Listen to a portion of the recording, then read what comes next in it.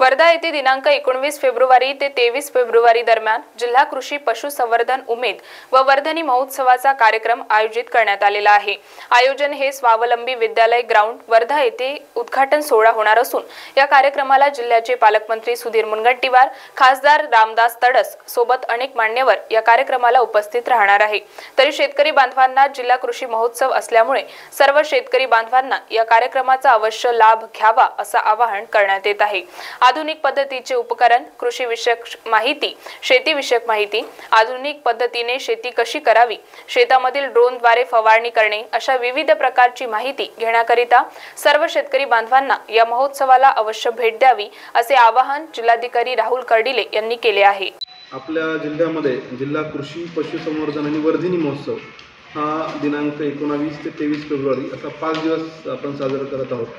यामध्ये प्रामुख्याने आपल्या 3 एजन्सी याच्यामध्ये आत्मा जो कृषी विभागाची एजन्सी आहे, त्यानंतर उमेद जी जिल्हा परिषद संचलित एजन्सी आहे, पशुसंवर्धन विभाग हा जिल्हा परिषदेचा भाग आहे। त्या तिघांच्या संयुक्त विद्यमाने आपण कार्यक्रम करतोय आणि त्यामुळे फार मोठ्या प्रमाणावर 5 दिवस हा कार्यक्रम आपल्या जिल्ह्यामध्ये स्वावलंबी ग्राउंड या ठिकाणी आयोजित केलेला आहे। त्याच्यामध्ये साधारणतः उमेदचे 90 स्टॉल आहेत, आत्माचे 200 स्टॉल आहेत आणि पशुसंवर्धनचे 48 स्टॉल्स आहेत। याच्यामध्ये याचे अनेक पर्पज आहेत या महोत्सवाचे। याच्यातला पहिला पर्पज आहे की आपल्या जिल्ह्यामध्ये ज्या काही वेगळ्या उत्पादन बचत गट आहे किंवा शेतकरी घेतात किंवा प्रोसेसिंग ज्या वेगळ्या पद्धतीचं करतात, याचे सगळ्यांचे स्टॉल्स विक्रीसाठी उपलब्ध आहेत आणि त्याचा जास्तीत जास्त लोकांनी जे ग्राहक आहेत त्यांनी व्हिजिट करून लाभ घ्यावा त्याचं आव्हान असणार आहे। दुसरी गोष्ट पशुसंवर्धन विभागाचे 48 स्टॉल्स आहेत, त्याच्यामध्ये वेगळे पशु, पक्षी, त्यानंतर यांच्या संगोपनाच्या पद्धती आहेत, त्या चारा पिकं आहेत याची माहिती असणार आहे आणि आत्माच्या मार्फत शेती संबंधात मग त्यामध्ये ड्रोनपासून जे काही नवनवीन अवजारं शेतीमध्ये येत आहेत, त्यामध्ये BBF असेल किंवा मेकॅनाइज पद्धतीचं अनेक डिव्हाइसेस असतील, प्लॅन्टर असेल, रीपर असेल, ॲग्रो ड्रोन असेल, अशा अनेक, त्यानंतर अपरूटर आहे, श्रेडर आहे, बरेच उपकरणं शेतकऱ्यांना तिथं पाहायला मिळणार आहे आणि त्याचे प्रात्यक्षिक त्यांना समोरच करून आपण दाखवणार आहोत, जेणेकरून त्यांना या नवीन गोष्टी आपल्या शेतामध्ये वापरायला फायदा होईल।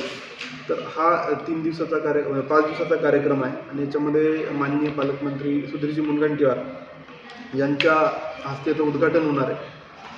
तर या प्रसंगी माझं सगळ्यांना आव्हान आहे आपल्या माध्यमातून की जास्तीत जास्त लोकांनी या ठिकाणी यावं, म्हणजे ज्या व्हरायटी आहेत शेतीमध्ये जे नवीन तंत्रज्ञान येत आहेत याचा तर फायदा घ्यावा, परंतु जे परिसंवाद या आयोजित केले आहेत तर त्या डिस्कशनचाही त्यांना मोठ्या प्रमाणात फायदा होणार आहे। जसं इस्रायली पद्धतीने संत्रा लागवडीची जी याचं एक आपल्याकडे सेमिनार आहे, तसं आपल्याकडे काही कारंजामध्ये काही व्यक्तींनी हा प्रयोग केलेला आहे आणि त्याला खूप चांगले रिझल्ट आलेले आहेत। त्यानंतर तृणधान्य लागवड चे सेमिनार आहेत, सेरिकल्चरचे आपल्याकडे एक परिसंवाद आहे आणि सेरिकल्चरमध्ये पण खूप चांगला गेल्या 1.5-2 वर्षामध्ये रिझल्ट येतो आहे, कारण नोंदणी जी आहे सेरिकल्चरची ती सलग 2 वर्ष आपल्या विभागात सगळ्यात जास्त झालेली आहे आणि लोकांना इमिडिएट त्याचा रिझल्ट पण दिसतो की एका महिन्यात इन्कम येतो आहे, त्यामुळं अनेक लोक त्या आकृष्ट होत आहेत। तर ते पण आपल्याला त्या स्टॉलला जास्तीत जास्त लोक कसे भेट देतील आणि सेरिकल्चरकडं कसे वळतील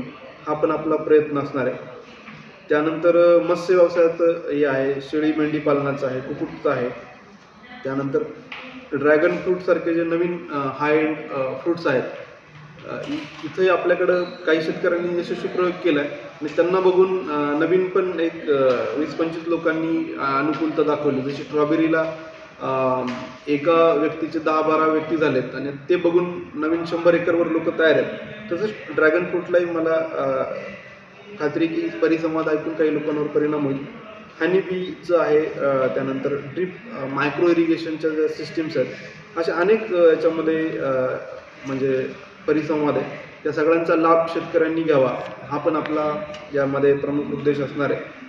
आणि गवळव प्रदर्शन जे आपल्याकडे इंडिजिनस व्हरायटी आहे गवळव गाईंची, इंडिजिनस ब्रीड आहे आणि त्यामध्ये लोकांचं असं समज आहे की दूध कमी देते, परंतु अनेक आपल्या ब्रीडर असोसिएशन आहे किंवा पशुसंवर्धन विभागाने दाखवून दिलं की चांगलं जर आपण उत्तम प्रतीचं जर त्याची निगा राखली तर ते 10-12 लिटरपर्यंत दूध देऊ शकतात. आणि त्यामुळं जे चांगले जनावरं आहेत त्यांसाठी पुरस्कार पण ठेवलेले आहेत. म्हणजे जसं गवळाऊ प्रदर्शनी गट आहेत त्यामध्ये 15,000, 13,000 आणि 11,000 असे प्रथम, द्वितीय, तृतीय पुरस्कार ठेवलेले आहेत.